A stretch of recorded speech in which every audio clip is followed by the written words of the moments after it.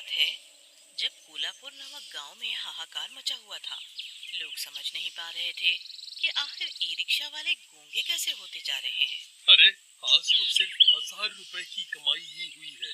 आजकल कोई ढंग की सवारी नहीं मिल रही जो मोटे पैसे दे। अरे वाह, ये तो कोई रईस घर की लगती है। अच्छे पैसे ऐंठूंगा इससे तो मैं। तोताराम सुंदर लड़की के पास ई रिक्शा लेके पहुंचता है। कहाँ जाओगी मैडम? पुरानी सड़क के कितने रुपए लोगे? लगता है नई है यहाँ, तभी पास के भी पैसे पूछ रही है। मैडम 200 रुपए लगेंगे। इस समय वैसे भी कोई नहीं जाएगा वहाँ। मैं तो उसी रास्ते जाऊंगा, इसीलिए छोड़ दूंगा आपको। जी वैसे तो मेरा घर 15 मिनट की दूरी पर है, पर रात होने वाली है, इसलिए आप जो कहेंगे मैं दे दूंगी। कह के लड़की ई रिक्शा में बैठ जाती है। तोताराम मन ही मन बहुत खुश होता है और सवारी बिठा के चल देता है। लड़की एक भयंकर बदसूरत चुड़ैल बन जाती है।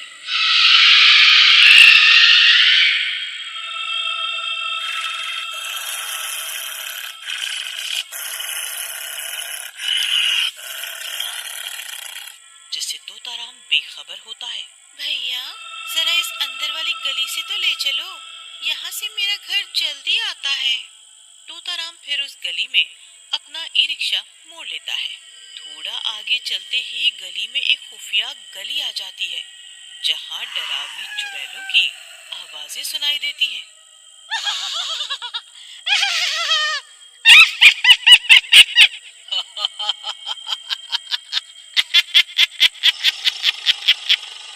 भैया यही रोक दो।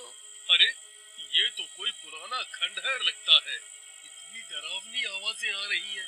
कितना भयंकर माहौल है यहाँ का। मैडम आप यहाँ कहाँ रह रही हैं? जैसे ही तोताराम पीछे देखता है, चुड़ैल ई रिक्शा से गायब हो जाती है। अरे ये मैडम कहाँ गई? अरे मैडम मेरे पैसे तो दे जाती। अरे मर गया मैं। एक तो मैं इस भूतिया जगह पे फंस गया, ऊपर से ये मेरे पैसे लेके भी भाग गई। हाय रे निगोड़ी, मार गई मुझे। तेरा सत्यानाश हो। जैसे ही तोताराम आगे देखता है, रिक्शा मोड़ने के लिए सामने एक हवा में झूलती हुई चुड़ैल दिखती है। तोताराम के मानो होश उड़ गए हो। हाय रे निगोड़ी लड़की, मुझे कहाँ फंसा गई? चुड़ैल बचाओ बचाओ, अरे मुझे बचाओ कोई इस बदसूरत चुड़ैल से। तोताराम अपना ई रिक्शा लेके भागने की कोशिश करता है। अरे इस रिक्शा में क्या हो गया अब?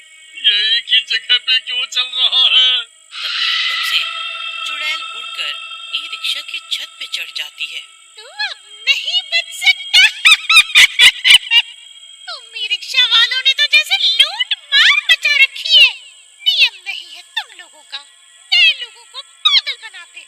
एक एक रिक्शे वाले को चुन चुन के मारूंगी। फिर तोताराम उतर के पैदल ही भागने लगता है। तभी चुड़ैल अपनी शक्तियों से तोताराम को हवा में खड़ा कर देती है। अब भाग के दिखा, दिखा भाग के। कोई नहीं बचेगा मेरे आतंक से, कोई नहीं बचेगा।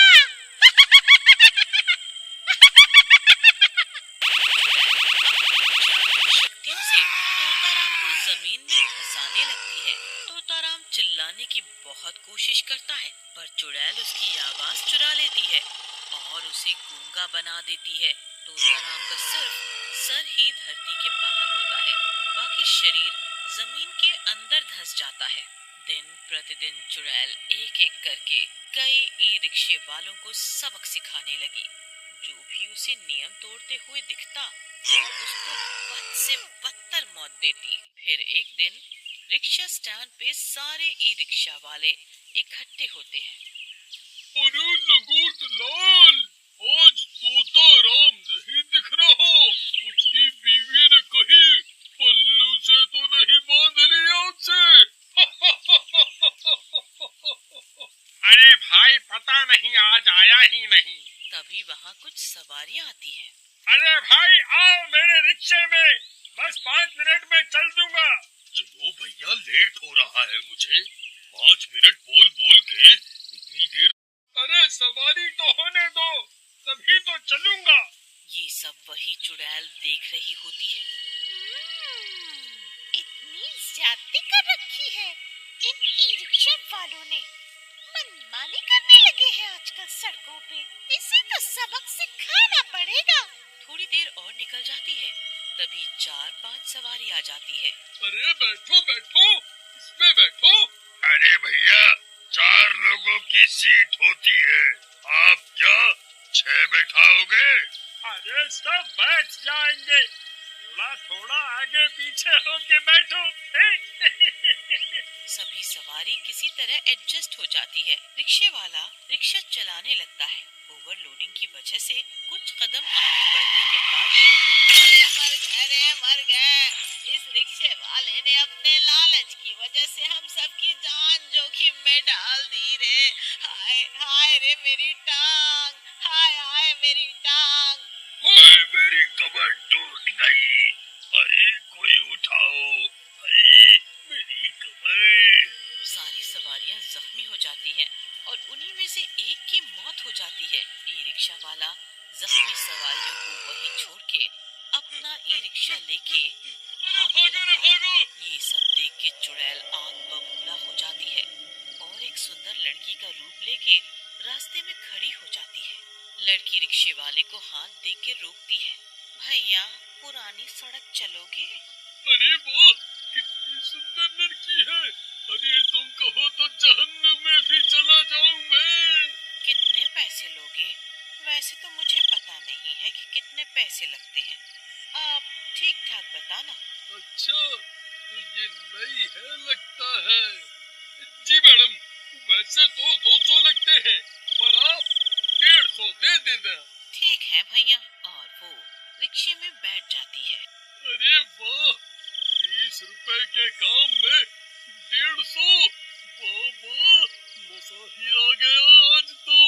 सुबह जितना समय खराब हुआ, अभी सारे पैसे वसूल हो जाएंगे। तभी वो लड़की वापस चुड़ैल बन जाती है, पर ई रिक्शे वाले को पता नहीं चलता। चुड़ैल उसे भी एक सुनसान गली में मोड़ने को बोलती है। अंदर घुसते ही डरावनी आवाजें आने लगती है। हर जगह चुड़ैली साए नजर आने लगते हैं। अरे ये कैसी जगह है मैडम, यहाँ कहाँ ले आए मुझे? क्यों? तूने तो पैसे भी फालतू लगाए हैं मुझसे, फिर लालच का इतना फल तो चखेगा ही ना। चुड़ैल की हंसी सुन के रिक्शे वाला पीछे पलट के देखता है तो उसकी आंखें फटी की फटी रह जाती है। चुड़ैल, अरे ये चुड़ैल मेरे ये रिक्शे में कैसे आ गई? बचाओ बचाओ, कोई बचाओ। आज मैं तेरा काम तमाम करूंगी। मुझे माफ कर दो, मैंने तुम्हारा क्या बिगाड़ा है, मुझे माफ कर दो। और वो उतर के भागने लगता है। तभी वो चुड़ैल उसे हवा में उल्टा लटका देती है। तुम ई-रिक्शा वालों ने इतनी मनमानी कर रखी है कि तुम्हें किसी की जान की परवाह नहीं है। जिस तरह आज तूने लालच में ज्यादा सवारियां बिठाई और जब ई-रिक्शा पलट गया तो उन सवारियों की जान की परवाह किए बिना अपनी जान बचा के भाग आया वहाँ से। इसी तरह मेरी भी जान गई थी, तभी मैंने ई-रिक्शे वालों को सबक सिखाने का सोच लिया था। अब मैं एक-एक करके ई-रिक्शे वाले को सबक सिखाऊंगी। माफ कर दो चुड़ैल जी, बस एक मौका दे दो। मैं वादा करता हूँ कि मैं आपका संदेश सभी रिक्शे वालों को पहुँचाऊंगा और मैं खुद भी आज के बाद सवारियों को भगवान का रूप मानूंगा और उनकी सेवा करूंगा ईमानदारी से अपना काम करके। ठीक है, मैं तेरी बातों पे भरोसा करके छोड़ रही हूँ तुझे, पर अपना वादा याद रखियो, वरना मैं तुझे गूंगा बना के धरती में आधा दफन कर दूंगी, समझे? फिर चुड़ैल उसे जाने देती है और अगले दिन से ही वो ई रिक्शे वाला एक कैंप शुरू करता है जिसमें सभी ई रिक्शे वालों को सारे नियम बताए जाने लगे। एक गांव में आशु, मुन्ना और मोहन नाम के 3 दोस्त रहते रहते थे। उसी गांव के पास एक बहुत ही घनी और डरावनी पहाड़ी थी, जहां कोई आता जाता नहीं था, क्योंकि ऐसा माना जाता था कि वहां डरावनी चुड़ैलों और भूतों का वास है। एक दिन, अरे यारो, बहुत दिन हो गए, हम सब मिलकर कहीं घूमने नहीं गए। घर पे वही बीवियों की टोका टाकी, मैं तो परेशान हो गया। हाँ, चलो गांव के पीछे वाली पहाड़ी पर चलते हैं। अरे नहीं, पागल हो गया है क्या? हमने बचपन से ही सुना है उस पहाड़ी पे खतरा है। अरे सब सुनी सुनाई बातें हैं, हमने ऐसा कुछ अपनी आंखों से देखा है क्या? हाँ, ठीक कहते हो। चलो फिर कल चलेंगे, कुछ जरूरी सामान भी ले लेंगे। मोहन, तू डर मत, कुछ नहीं होगा यार। फिर अगले दिन वो तीनों दोस्त पहाड़ी पर जाते हैं। चलो यार, सब मिलकर पहले तंबू लगा लेते हैं। फिर तीनों आग जलाकर बैठ जाते हैं और खाने पीने लगते हैं। आज तो मजा ही आ गया, ना बीवियों की चिक चिक और ना माँ बापू की डांट। चलो, अब खाना पीना हो गया हो तो घूमने चलते हैं। कुछ देर घूमने के बाद रात हो जाती है। तभी डरावनी डरावनी आवाजें आने लगती हैं। अरे भाई, ये आवाजें कैसी है? चलो चलो, वापस तंबू में चलते हैं, रात भी हो गई है। ये भेड़ियों की आवाज लगती है, आ गए तो कच्चा ही चबा जाएंगे। अरे यार, तू बहुत डरपोक है, चल कुछ नहीं होगा। तभी मोहन के पैर में कुछ काट जाता है। अरे मर गया रे! ये मेरे पैर में क्या काट गया? बहुत दर्द हो रहा है। अरे भाई, इसको उठाओ और तंबू में वापस ले चलो, इसके पैर से खून निकल रहा है, दवा लगानी होगी। फिर वो लोग वापस चले जाते हैं और आधी रात होते ही मोहन का पैर नीला पड़ने लगता है और उसकी चोट में से छोटे छोटे कीड़े निकलने लगते हैं। अरे यार, ये क्या हो रहा है? भागो रे, इसके पैर से तो कीड़े निकलने लगे। भाइयों, मुझे ये क्या हो रहा है? मुझे बचा लो। फिर मुन्ना और आशु उन कीड़ों को पास में चल रही आग से एक लकड़ी उठाकर भगाने लगते हैं। फिर धीरे धीरे मोहन की टांग के साथ साथ उसका पूरा शरीर भी नीला पड़ने लगता है। अरे मर गया रे! नास बेटा, मैंने मना किया था ना, मत चलो इस पहाड़ी पे। तुमने मेरी एक नहीं सुनी। हाय हाय, मम्मी बचा लो। तभी मोहन जमीन पर गिर जाता है। नहीं मोहन भाई, उठो। मुन्ना, देखो इसे क्या हुआ, ये पूरा नीला पड़ गया है। मुन्ना भाई, लगता है ये तो मर गया। भाई, हमने यहाँ आकर गलती कर दी। अरे देखो, मोहन के शरीर में कुछ हलचल हो रही है। कुछ ही देर में मोहन शैतान बन चुका होता है और उठ जाता है। अरे भाई, ये तो उठ गया। मरने के बाद ये कैसे उठ सकता है भाई? मैं तुम्हें नहीं छोड़ूंगा।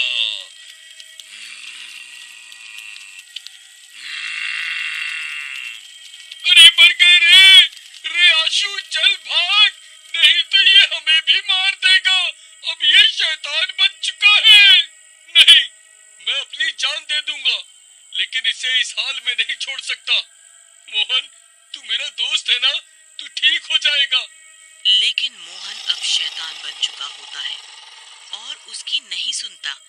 जैसे ही आशु उसके पास जाता है, मोहन उसके गले पर काट लेता है और जैसे ही मोहन आशु को काटता है, कुछ ही पलों में उसका रूप भी बदलने लगता है।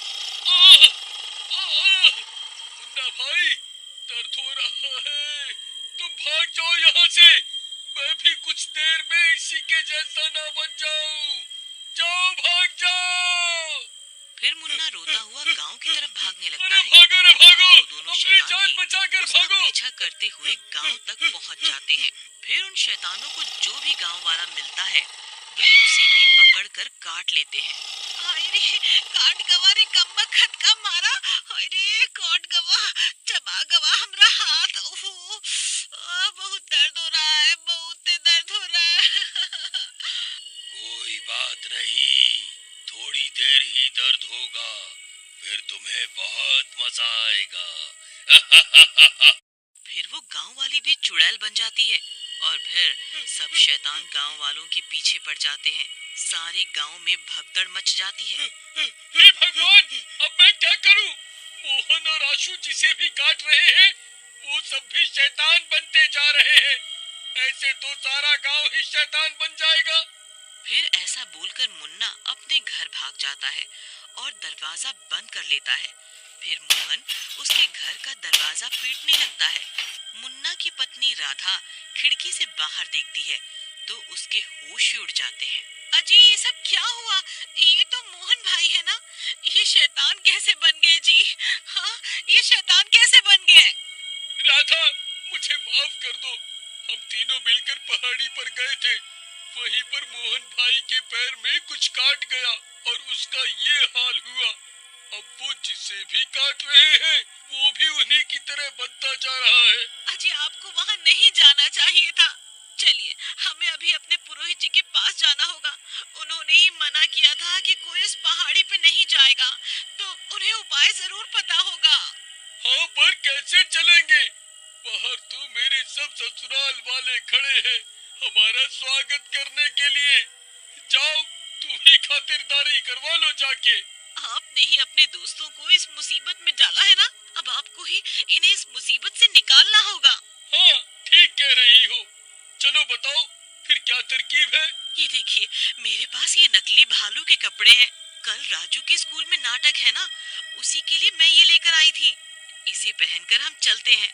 अगर किसी ने काटा भी तो मुखौटा या इन मोटे कपड़ों पर ही काटेगा, हम बच जाएंगे। वाह वाह मेरी राधा रानी, तू बचा ले बस। तुझे तो मैं पूरी दुनिया की सैर करवाऊंगा। बस बस, अब रहने दो जी। आज तक पूरे गांव की सैर तो कराई ना होगी, दुनिया की सैर क्या खाक कराओगे? फिर वो दोनों भालू के कपड़ों को पहन लेते हैं और दरवाजा खोलते ही सामने मोहन शैतान बना खड़ा होता है और मुन्ना को काट लेता है। अरे नहीं नहीं, मर गया रे। अजी, ज्यादा नाटक मत करो, जल्दी चलो, आपको कुछ नहीं होगा। फिर मुन्ना मोहन को धक्का देकर राधा के साथ भागता है और भागते भागते वो दोनों पुरोहित के गांव पहुंच जाते हैं और मुखौटा हटाते हैं। पुरोहित जी, दरवाजा जल्दी खोलिए। कौन है? अरे राधा बेटी, तुम यहाँ इतनी घबराई हुई क्यों हो? क्या हुआ? आओ, अंदर आओ। इतने में मोहन भी उनके पीछे पीछे पुरोहित के घर जाने लगता है। फिर राधा जल्दी से दरवाजा बंद कर लेती है और पुरोहित जी को सारी बात बताती है। मुझे पता था वो पहाड़ी श्रापित है। वहाँ का हर जीव जंतु श्रापित है। तभी सालों से वहाँ सबको जाने से मना किया था मैंने, लेकिन तुमने मेरी बात नहीं मानी। पुरोहित जी, मुझे माफ कर दो। मेरे कारण ही ये सब हुआ है। तभी डरावनी डरावनी आवाजें आने लगती है। राधा खिड़की से झांक कर देखती है तो सब गांव वाले शैतान बन चुके होते हैं और पुरोहित के घर की ओर ही बढ़ रहे होते हैं। मुन्ना और राधा, तुम दोनों इन सब को अपनी ओर बुलाओ। मैं छत पर जाकर इनका इलाज करता हूँ। तभी राधा और मुन्ना दरवाजा खोल के दरवाजे पे खड़े हो जाते हैं। मोहन, मेरे दोस्त, आओ मेरे पास। तुम मेरे दोस्त हो ना? तभी सब शैतान बने हुए गांव वाले पुरोहित के घर के पास आने लगते हैं। मोहन और आशु मुन्ना के पास पहुंच जाते हैं। मैं तुम्हें नहीं छोड़ूंगा। मुझे बहुत भूख लगी है। अरे मर गए। अरे पुरोहित जी कहाँ चले गए? इतने में मोहन और आशु मुन्ना को काटने आते हैं और उसे पकड़ लेते हैं। अरे भाई, छोड़ दे मुझे, मैं तेरा दोस्त हूँ ना, मुझे छोड़ दे। फिर मोहन मुन्ना को काटने ही वाला होता है कि पुरोहित जी ऊपर से मोहन और आशु पे भभूत डाल देते हैं और भभूत डालते ही मोहन रुक जाता है और ठीक होने लगता है। मुन्ना, राधा, ये भभूत ले लो। इन सब गांव वालों पे डाल दो। ये सब शिव जी की भभूत डालते ही ठीक हो जाएंगे। फिर राधा और मुन्ना ऐसा ही करते हैं। ओम नमः स्वाहा, ओम नमः शिवाय, ओम नमः शिवाय, ओम नमः शिवाय, ओम नमः शिवाय। और जैसे ही गांव वालों पे भभूत डलती जाती है वो सब ठीक होते जाते हैं।